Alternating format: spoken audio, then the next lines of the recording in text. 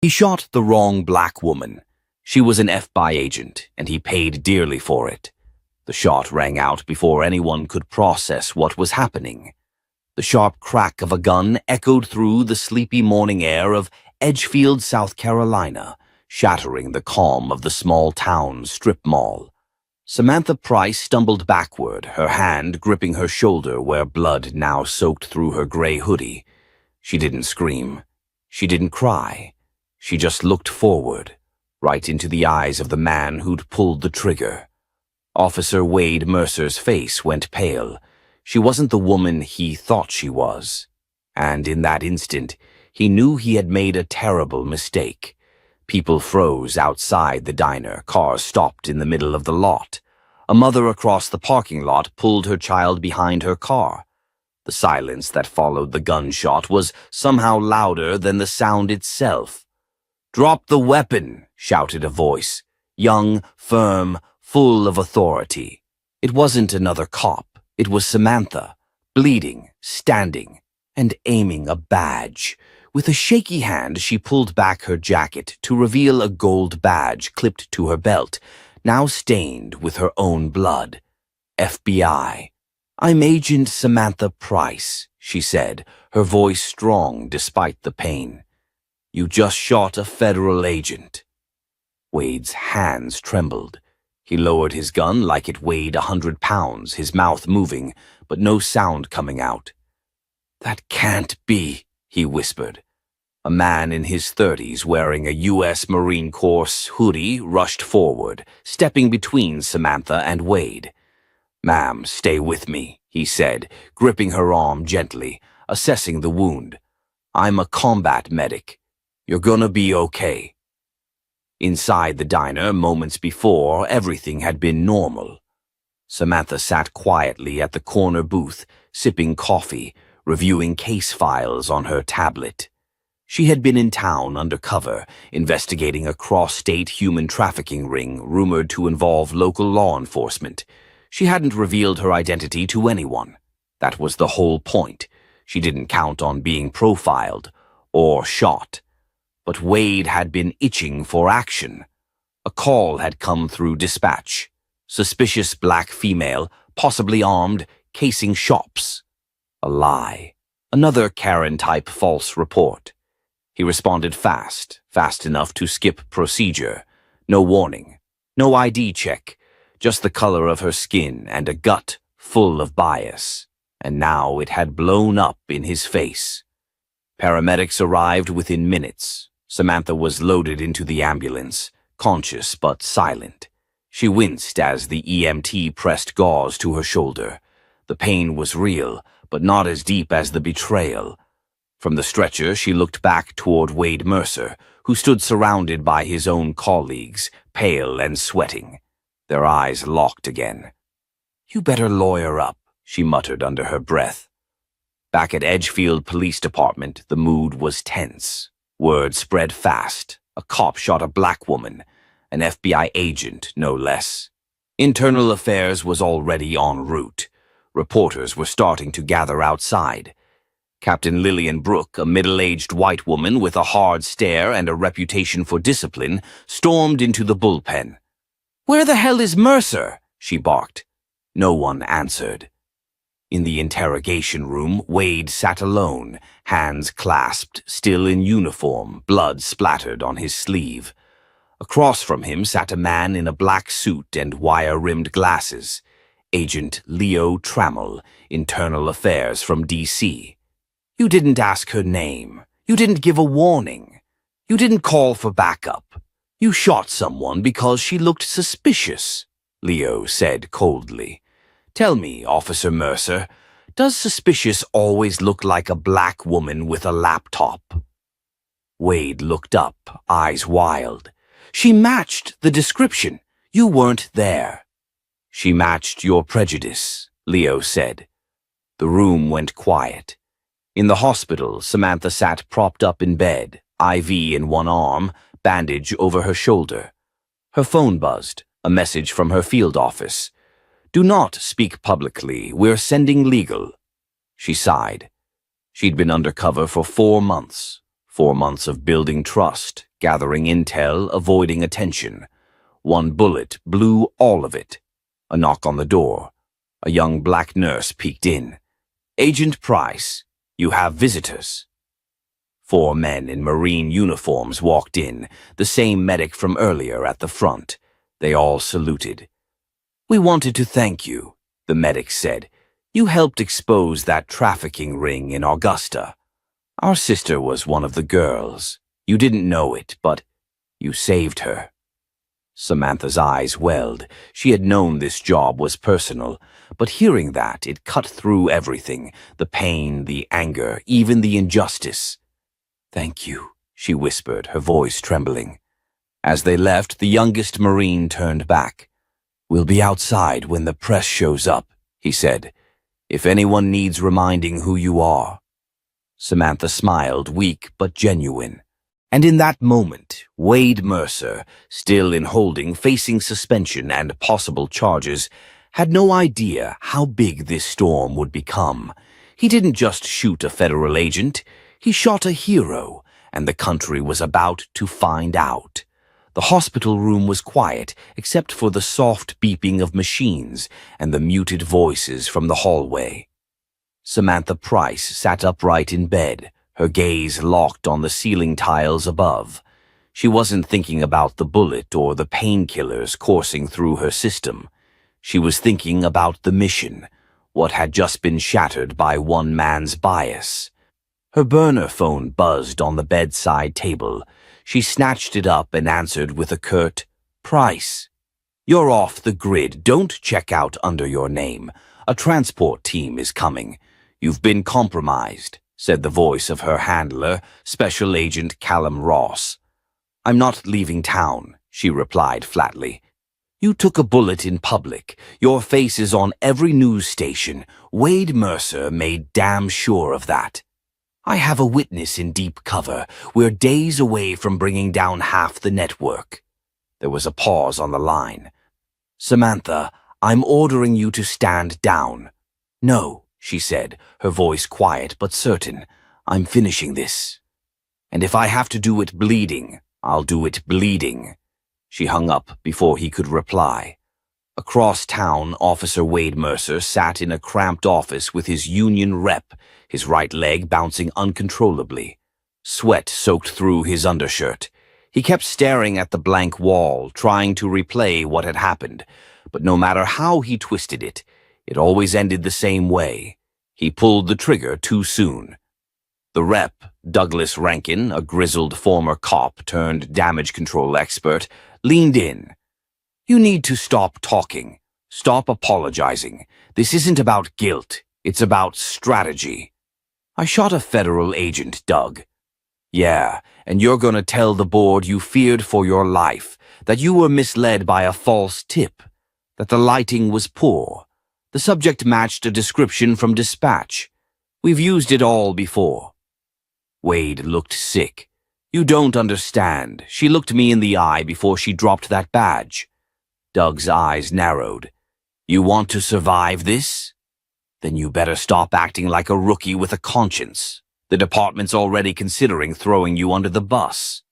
This is about your pension, your career, your future." Wade nodded slowly, but his stomach twisted tighter. Meanwhile, back at Edgefield Memorial, Samantha changed into plain clothes. Black jeans, a dark hoodie to cover the bandage, sunglasses to hide her identity. Her partner from Quantico, Marcus LeBlanc, had slipped in through a back entrance with a flash drive and coffee. "You look like hell," Marcus said, placing the cup on the table. "You should see the other guy," she smirked. He handed her the drive. "This is everything we pulled off Mercer's cruiser dash cam. You're lucky the mic was on. The whole confrontation is on tape. No warning, no commands. Just you standing there and then the shot." She took the drive, her fingers tightening around it. "What about the call that brought him there?" Marcus hesitated. "We traced it. Came from a payphone. No CCTV. But get this. There was a second call 20 minutes earlier from the same number. reporting a drug deal in the diner parking lot. The caller used the name Crystal Wallace. Samantha froze.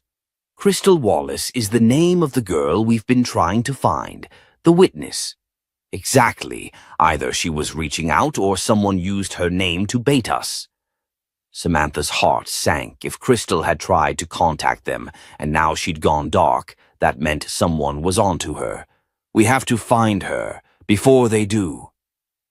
Back at Edgefield PD, the chief was in damage control mode. Press conferences were scheduled, lawyers were involved, and political pressure was mounting.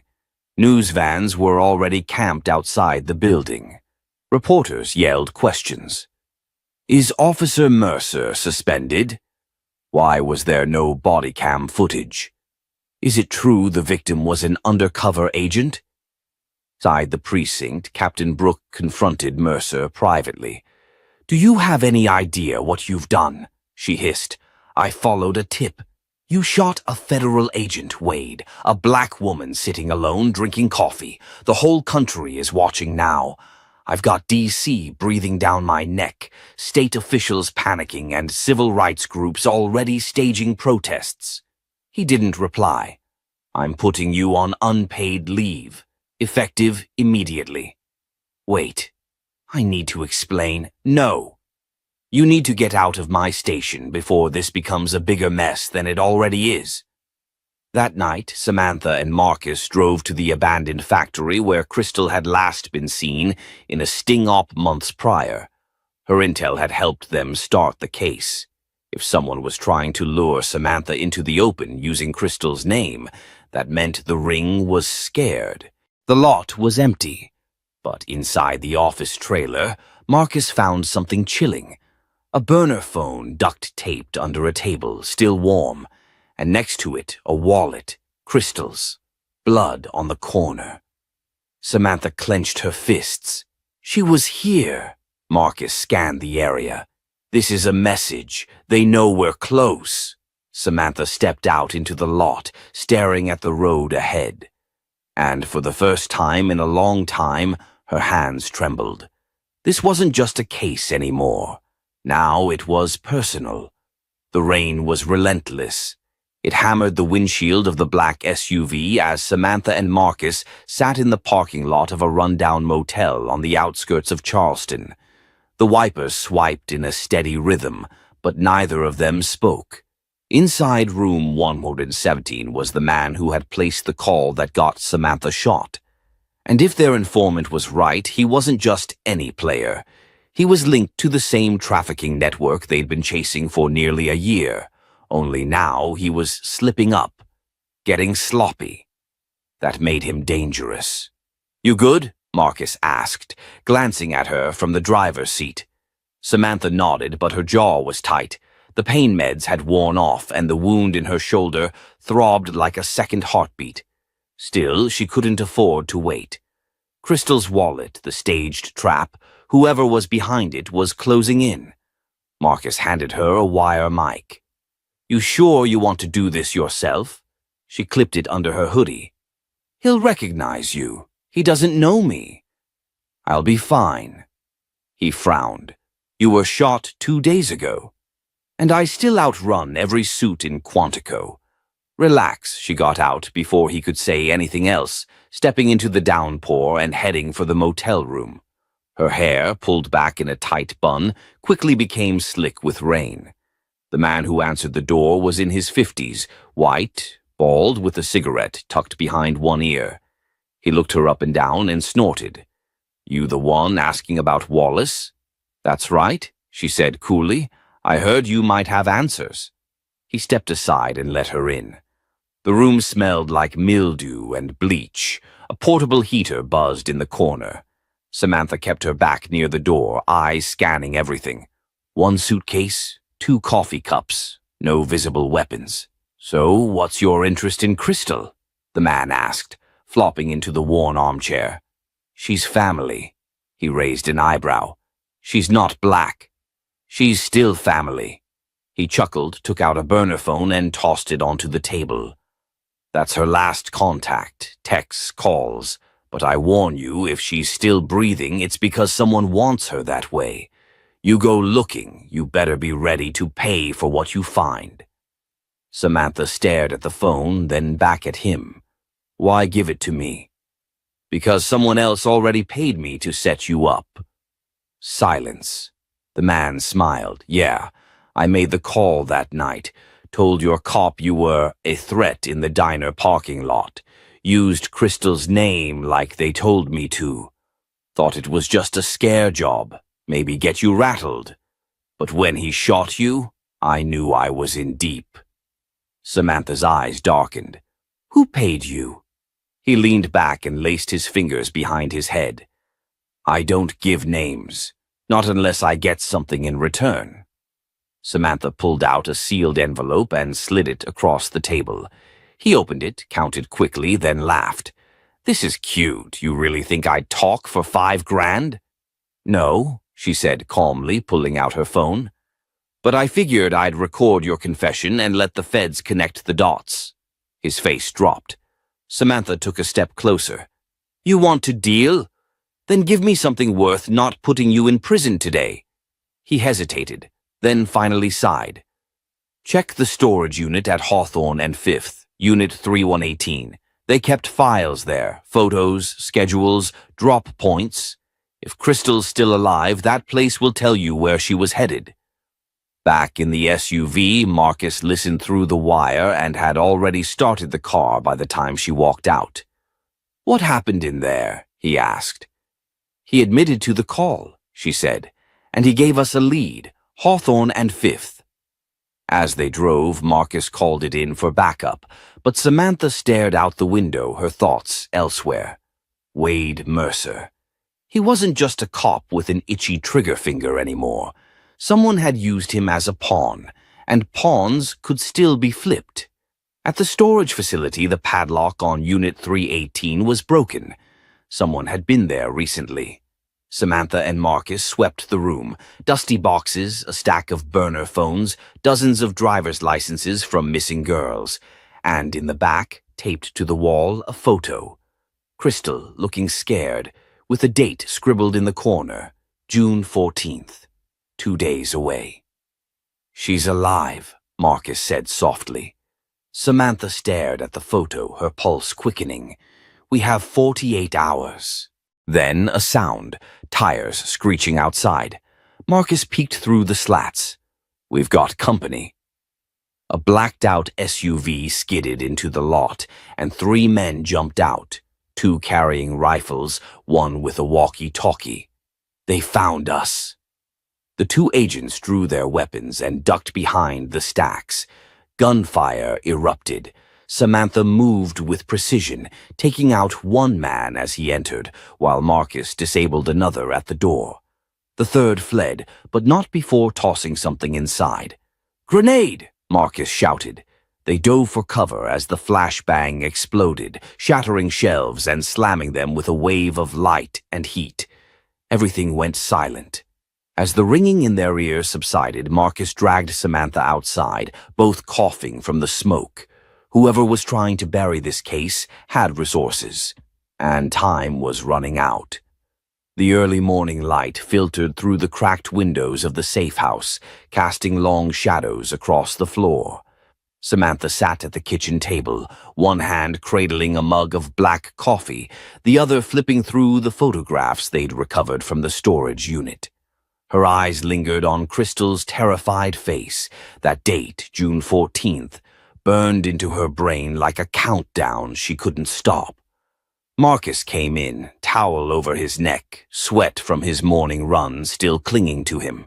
"She looks scared," he said, nodding toward the photo in her hand. "She was scared," Samantha replied quietly. "And whoever's doing this wants her alive for something. That gives us a sliver of time." Marcus sat down across from her. "And it gives us leverage." Samantha raised an eyebrow. "Wade Mercer," he continued, "the man who shot you. He's been in the wind since Internal Affairs launched their preliminary probe, but rumor is he's hiding in plain sight, protected." "By who?" Marcus slid a thin file across the table. Deputy Chief Eldridge, old school, politically connected, and neck-deep in corruption. Mercer was one of his golden boys. Samantha's jaw tensed. If Eldridge's name is in this, we're dealing with more than one rogue cop. We're dealing with a system. She looked at Marcus and nodded. Then it's time to shake it. 2 hours later, they were sitting in the back of a diner in Columbia, South Carolina, a place Eldridge's name had popped up in connection with local business owners, mostly silent partnerships, some shell companies.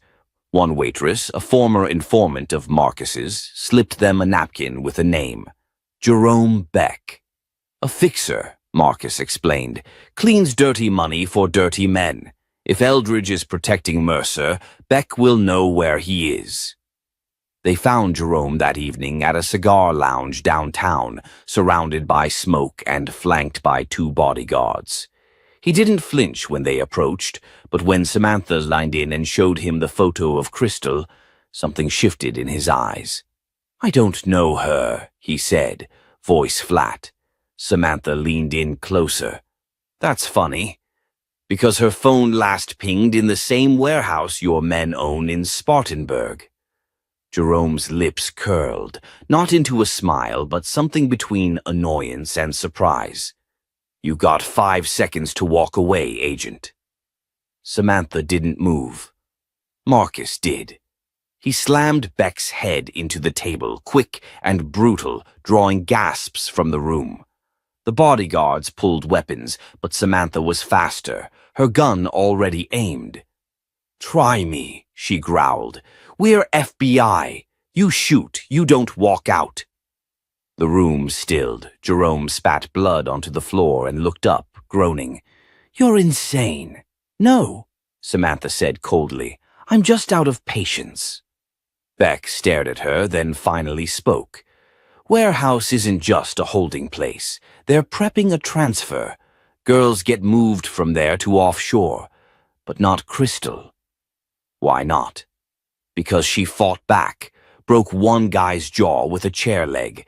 They put her in solitary. There's rumors she's some kind of undercover." Samantha's heart pounded. "She's still there?" Beck nodded. "But not for long. They're cleaning house after what you found. She's scheduled for extraction tonight." Back in the SUV, Samantha stared at the dashboard, mind racing.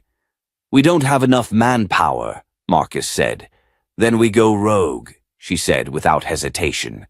"We call in favors. People we trust. No paperwork. No time." They called Agent Diana Reyes, former hostage negotiator, turned private security, then retired field agent Kyle Maddox, who owed Marcus his life from a sting operation gone sideways. Within 2 hours, they had 5 people prepped, 2 vehicles, and a clear plan. Breach the Spartanburg facility, find Crystal, and extract. That night, under the cover of darkness, they arrived. The warehouse sat alone in a stretch of industrial no man's land, wrapped in fencing and cameras. Reyes cut the power. Maddox took out the sentries with tranquilizer darts. Samantha and Marcus moved fast, sweeping room by room. Downstairs, they found makeshift cells, girls barely in their 20s, some crying, others dazed. But Crystal wasn't there. Samantha clenched her jaw. "She's here. She has to be." Then a muffled sound, hollow banging. From a small locked room near the back, Marcus kicked it in. Crystal sat on the floor, wrists bruised but defiant. She looked up, eyes locking with Samantha's, and her breath caught. "You," she whispered. "I knew you'd come." Samantha crouched beside her, quickly untying her. "We've got you. You're safe now." "No," Crystal shook her head. "You don't understand. They're not just cops. There's someone bigger. Someone funding this whole thing." "Who?" Crystal opened her mouth to speak. And then gunshots ripped through the corridor. Samantha shoved Crystal to the ground as Marcus returned fire. The exit plan was collapsing fast. "Back door!" Reyes shouted through comms. They sprinted. Marcus covered them, barely dodging a shot that clipped the wall beside his head. Samantha dragged Crystal into the van and slammed the door shut. They drove off into the night, bullets chasing them down the highway. Crystal curled into herself in the back seat, breathing hard. "They won't stop," she whispered. "They'll keep coming." Samantha met her eyes in the rearview mirror. "Then let them. This time we're ready."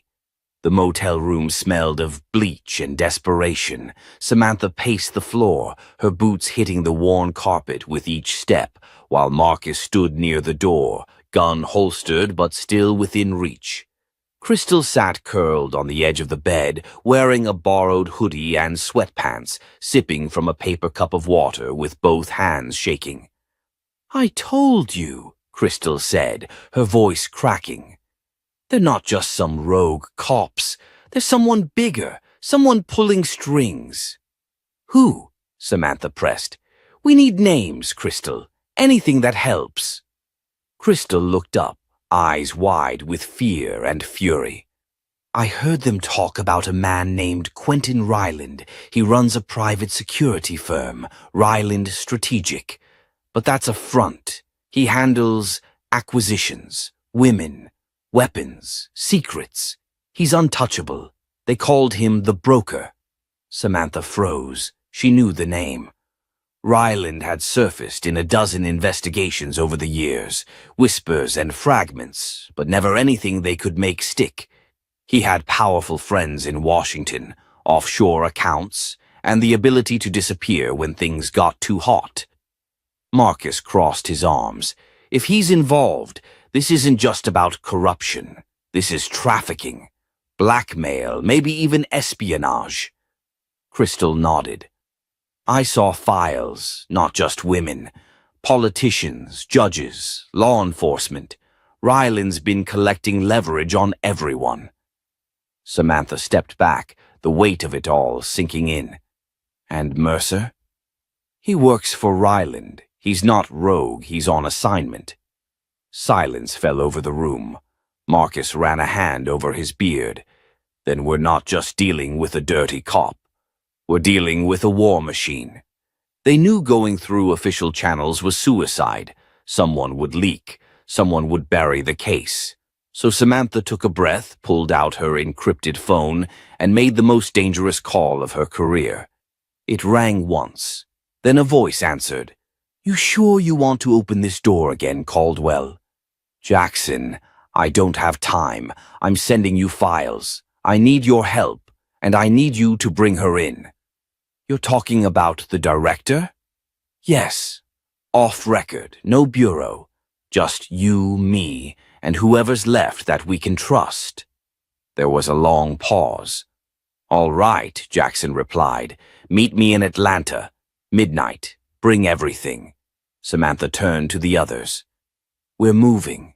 That night, they drove in silence. Crystal sandwiched between Samantha and Marcus in the back seat of a black SUV. Rain fell in heavy sheets, blurring the edges of the highway. They reached the warehouse near Hartsfield-Jackson International Airport just before midnight.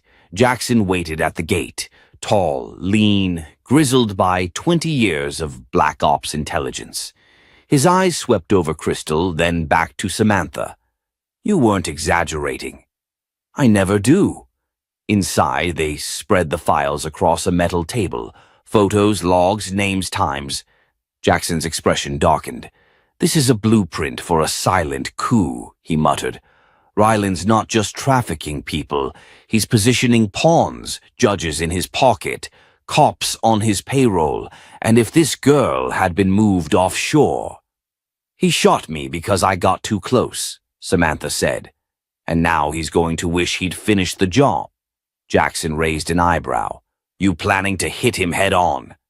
"Not just him. We hit the money, the files, the leverage. We tear down the network." Crystal stepped forward. "There's one more thing. I overheard them talking about a gathering. This Friday, at Ryland's private compound in Charleston. He's hosting donors, politicians, and brokers. Everything will be there. His real operation, Jackson leaned back. That's 2 days from now. It's our only shot. Marcus looked at Samantha. You thinking what I'm thinking? She nodded. We go in. Jackson didn't argue. He just said, then we need gear, surveillance, firepower, and backup. The kind that doesn't flinch. Later that night, as the others slept in the corner of the room, Samantha sat with Crystal under a hanging light. Why didn't you run when you had the chance? Samantha asked softly. Crystal looked down at her hands. Because if I ran, they'd just replace me with another girl, and she might not survive what I did. Samantha reached out and squeezed her hand. You're brave, you know that? I'm tired of being brave. I want to be safe. You will be, Samantha promised. But first, we end this. Outside, the storm cleared, but the real one was still coming. And this time, Samantha Caldwell wasn't just defending herself. She was coming for blood. The gates of Ryland's Charleston compound rose out of the mist like a fortress, flanked by motion-sensitive cameras and patrolling guards in sleek black uniforms. Samantha stood just beyond the tree line, crouched low behind brush, a fiber-optic camera in her hand. Her voice was low but sharp through the comms. We've got a quarter-mile between us and the inner perimeter. 2 towers. 1 guard dog patrol. Sensors on the east fence. Entry window is tight. Marcus responded from across the line. You sure about the route? Samantha glanced over at Crystal, who was gripping a folded blueprint. Her hands trembled slightly, but her voice held. There's a drainage tunnel behind the generator. Leads under the kitchen service entrance. They don't patrol it. That's how they moved the girls. Marcus's voice turned grim. Copy that. Let's move. They split into 2 teams. Samantha led Crystal and Jackson through the tunnel while Marcus looped to the west gate with backup gear. The air inside the tunnel was damp and rank, filled with echoes of dripping water and distant hums from the generators above. Keep moving, Samantha whispered. Stay low. They emerged under the kitchen alcove, hidden in shadows. Samantha reached up, unscrewed the vent grating, and slowly crawled through. Inside, chefs bustled with trays of food, and servers flitted in and out, unaware of the storm brewing beneath their feet. Once inside, the group ditched their tactical gear and blended into the crowd.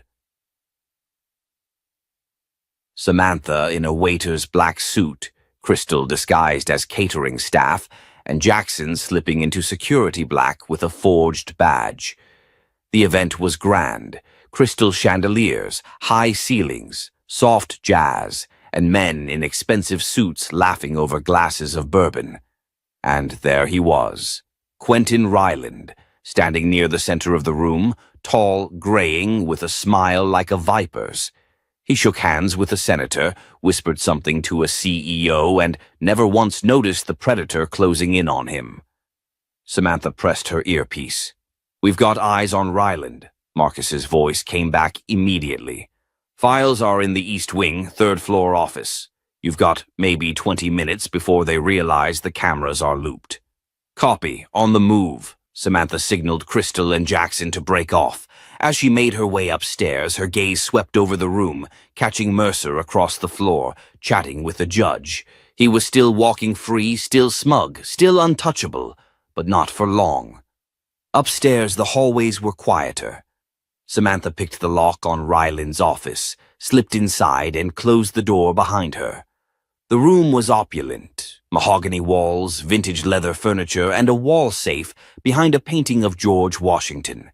She headed for the desk and pulled out the flash drive Jackson had given her. But just as she reached the computer, the door opened behind her. Mercer, gun drawn. Well, well, he said, stepping in slowly. You just couldn't leave it alone, could you? Samantha didn't flinch. I told you I'd find out the truth. Mercer smiled. And now you've walked into your own grave. Shame. You were better than most. Not better, just smarter, she said. Then Crystal emerged from behind the curtain, a fire extinguisher in hand. She swung it with everything she had. It hit Mercer square in the temple. He collapsed like a puppet with cut strings. Samantha caught her breath. Nice timing.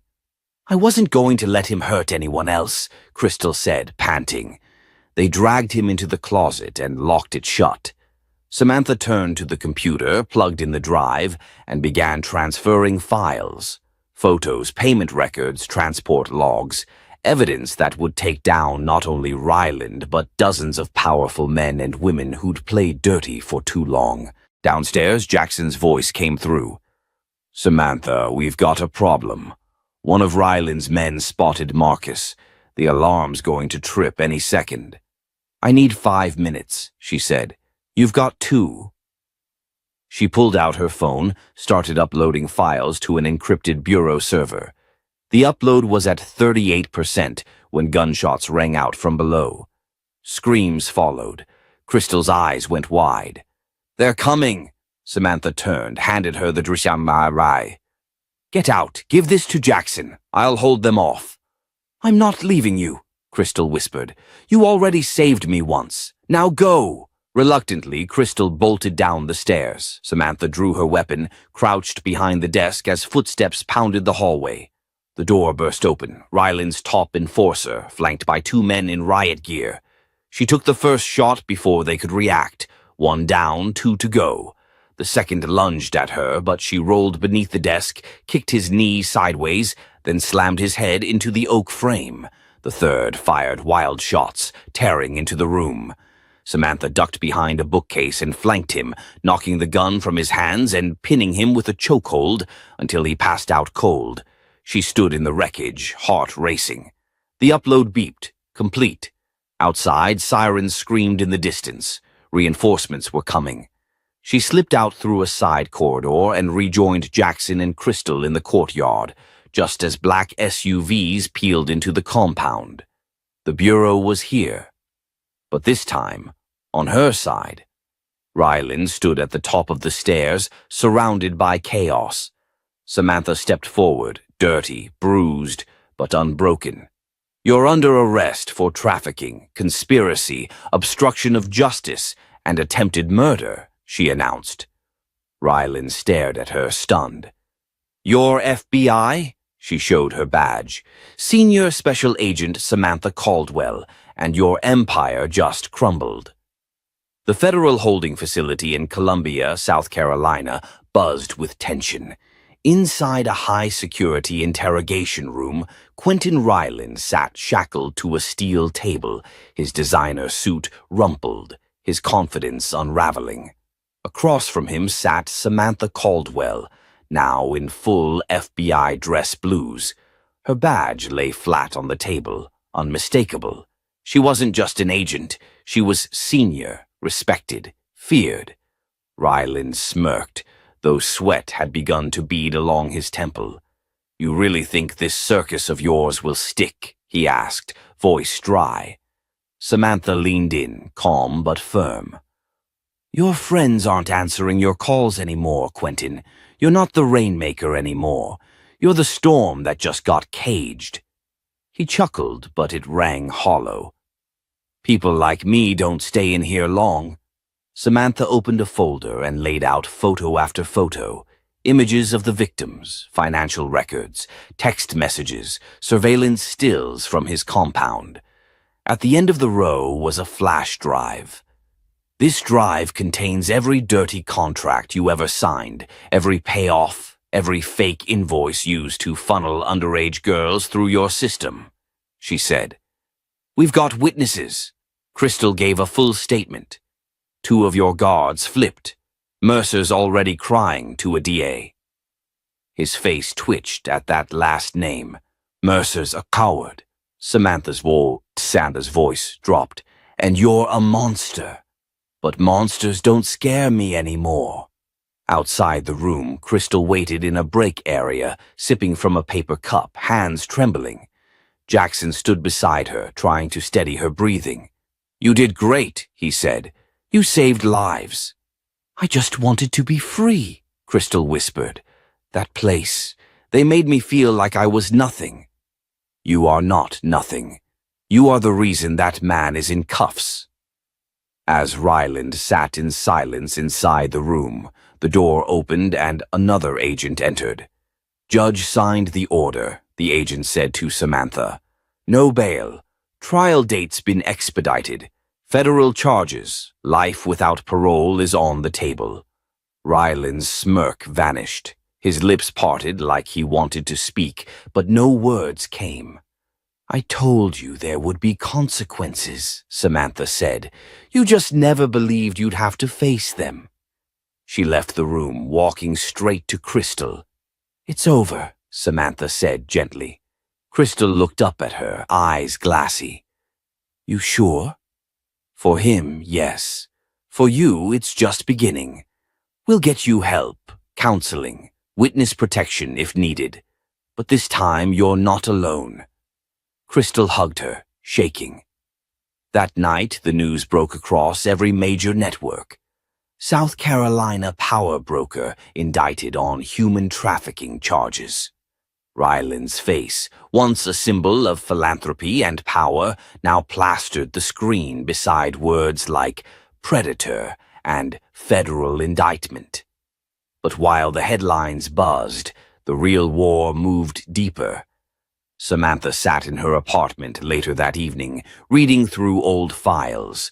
For every Ryland taken down, there were 10 more hiding in shadow. Marcus called. Nice work, Caldwell, he said. You're a hero. Heroes don't get tired like this, she replied with a faint laugh. You're not tired.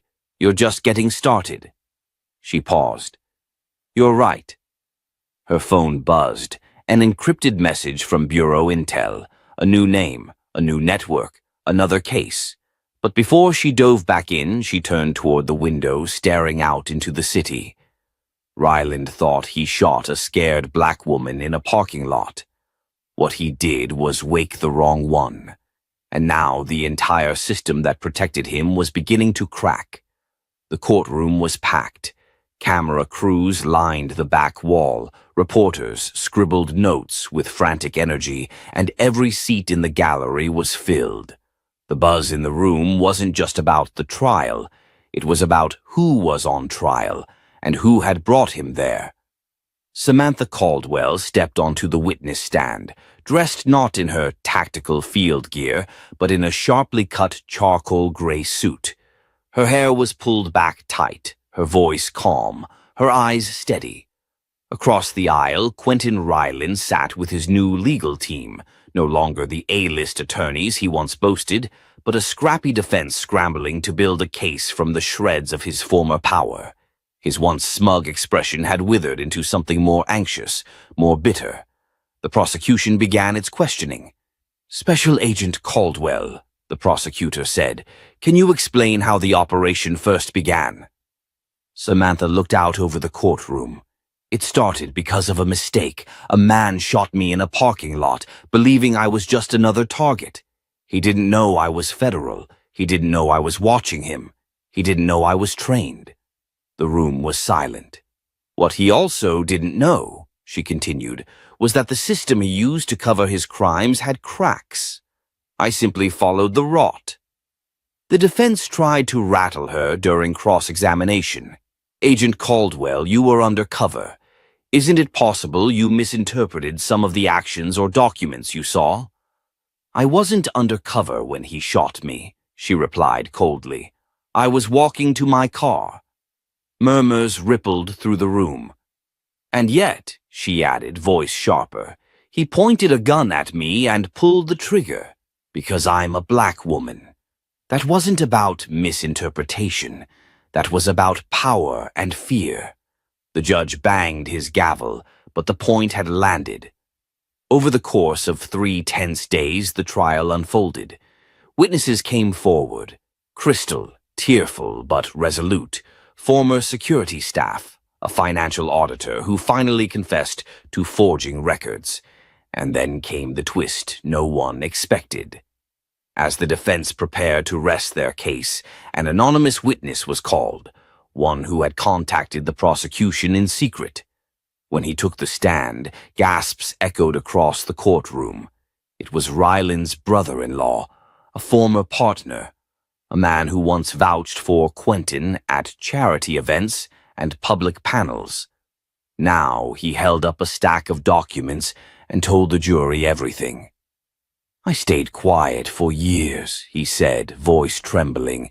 "But after he shot that agent, I couldn't anymore. I saw what he was becoming, what he'd already done." Ryland's face collapsed in on itself. Not rage, not defiance, just disbelief. The trial ended with a unanimous verdict, guilty on all counts: racketeering, attempted murder of a federal officer, trafficking, obstruction of justice. The sentence, life without parole.